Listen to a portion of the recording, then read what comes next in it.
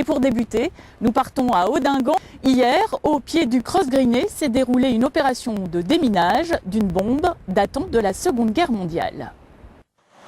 Cap Greené inaccessible hier et mesure de confinement dans la commune d'Audingan pour la troisième tentative de déminage de cette bombe américaine de la Seconde Guerre mondiale de 500 kg.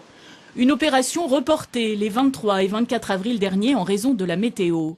Hier, de nouveau une dizaine de démineurs de Cherbourg à l'œuvre, au pied du Cross, et un poste de commande en mairie d'Audingan. Première tentative pour désamorcer la bombe, le dévissage pyrotechnique.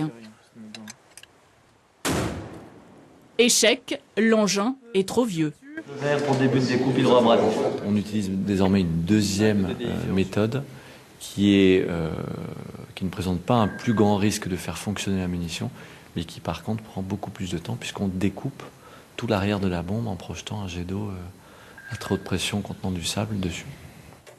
Une méthode fiable, mais la découpe agrémentée de quelques problèmes techniques a demandé presque 3 heures. Ce n'est que vers 17h30 que l'engin a été désamorcé et le périmètre de sécurité levé. L'ultime opération doit avoir lieu en mer avec le concours d'un hélicoptère. On va préparer l'intervention qui consiste avec toujours cet hélicoptère, emmener la bombe en mer au large à 3 km d'ici et la détruire entre deux eaux. La bombe, transportée au large, a été détruite en début de matinée, ce mardi 7 mai.